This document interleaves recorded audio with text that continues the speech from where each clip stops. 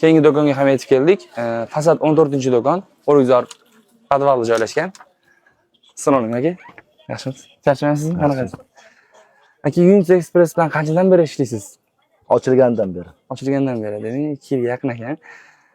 Ko'rinib turibdi, byudjet mahsulotlarini chiqarar ekansiz.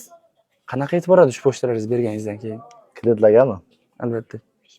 Kreditlarga yaxshi yetib boradi. Halicha hech qanaqa e'tiroz, bir yomon narsa kelmadi hali.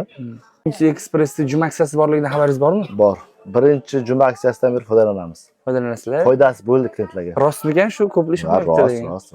Pochtalaringiz vaqtida ketyapti har doimgidek. Rost. Yana sizga savolimiz bor. Yunus Expressda qaysi tomoni sizga yoqadi? Qaysi tomon turtki beradi bizlar bilan ishlashga sizga? Qaysi tarafi? Birinchi navbatda narx-navosi. Narx-navosi. Narx-navosi. Keyin endi boshqa filiallarni bilmadim. O'rgizor filialidagi o'sha ishchilari, kuryerlar juda yaxshi.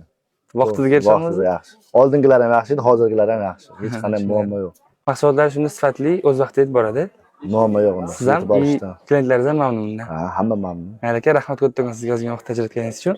Ishingizga rivoj, savdolarga baraka bersin. Chotki.